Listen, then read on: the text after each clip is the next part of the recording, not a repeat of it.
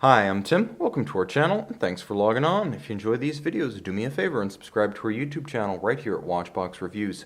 I would really appreciate it, and I promise to update daily. If you like this watch, you can see it and purchase it on our website, thewatchbox.com.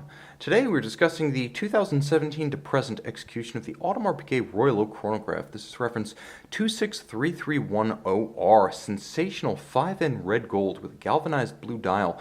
You can see that on my wrist this 41mm case wears larger, I would say 2 sizes larger than a 41mm round watch. Although not thick, the timepiece measures only 11mm thick with a generously sloped bezel. It won't encumber any sleeves, but lug to lug it is a big watch, 51.6mm if we're including just the case. If you include these two intermediate links, they're called the plots on both sides, the rigid flare of this watch across the wrist becomes a downright oversized 54.5mm, so consider the lower limit to wear this watch comfortably, somewhere between 14.5 and 15 centimeters circumference. Any smaller and you're going to want to look at a 39mm or even one of the mid-size options at 37, 36. The timepiece is very solid on the wrist. Eyes closed, it has the heft and solidity and redoubtable wrist stance of an offshore. It feels like an offshore in substance. Even as it's slimmer and more elegant in aspect ratio, the modern Royal Oak bracelet is a stunner with an immense amount of material invested. It's also finished beautifully, so you have immense amounts of material and immense amounts of attention and time lavished on it. You'll note the hairline bevel, my favorite part of the finishing of a Royal Oak bracelet, continuing the bevel that swells at the edge of the lugs. Satin finished across the top. Look between the links. You'll note the edge of these intermediate plots. In places where you can barely see them have been high polished, hand finished. The satin across the top, perfectly even side to side, aligned perfectly link to link, of a wonderfully consistent grain and weight. You'll also note that there is a vertical satin finish on the flank, nicely contrasting with the longitudinal satin across the top. Big gaps on the underside. AP knows how to make a bracelet. This one will not pinch skin, pull hair, or trap wrist heat on a hot day. Individual removable links fixed with screws, and a double deployant clasp that now feels like an offshore clasp in its own right. It's that solid, it's that secure. It still closes sequentially with the AP coming down second, but the system's twin triggers and the clasp chassis itself feel suited for an offshore, and that's a testament to their quality and fail-safe dependability. Turning the watch back over, you can see that the case of a Royal Oak and the bezel of a Royal Oak are like the bracelet. This is where a lot of your money goes, the hand finishing of these complex surfaces. This is not just polishing.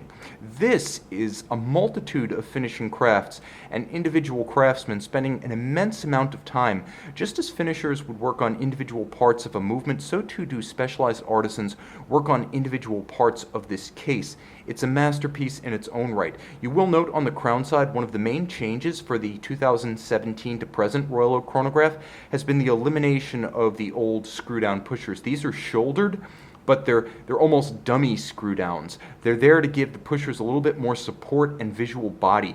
You don't have to screw them in or out to achieve water resistance or to make the chronograph functions accessible. So that's one of the main changes outside. That's really the change externally. With the rest of the changes visited upon the dial, still a gorgeous galvanized blue tapisserie dial cut on a 19th century pantograph lathe. Changes have been made for the 2017 and present watch compared to the prior, to the indices, to the location of the date window, to the hands at center. You can see most notably the skeletonized counterweight of the needle style seconds hand, but the real changes, the headlining changes, have come about the sub-registers, which are now asymmetrical, with chronograph hours and minutes being larger than constant seconds at 6. They're also tone on tone, with a rich red gold coloration contrasting handsomely and emphasizing the depth of the dial relative to the galvanized blue of the tapisserie itself. Monotone disc for the date. You will note that the watch has lume and there will be a lume shot. It also features differential finish on the sub-registers. You'll note how the metallic finishing provides a contrast relative to the center discs. The tracks with the calibrations considerably brighter they're popping against that center, making them easier to read against the blued hands, but also preventing a expansive red gold from overpowering the dial. That contrasting finish helps to break that up. Underneath the case back, there is, as ever, the Frederic Piguet 1185 chronograph movement, doing business as Audemars Piguet caliber 2385, adjusted in 5 positions like a chronometer, unidirectional winding, a 40-hour power reserve. It beats away at 21,600 vibrations per hour and pivots on 35 joules. It features a vertical clutch system for smooth starting of the chronograph, as well as, should you desire it, continuous running of the chronograph without any hazard to the movement. That's what you get from a vertical clutch. It also starts and stops more smoothly than a lateral clutch. Plus, there is the column wheel system, the crenellated tower acting as the function selector.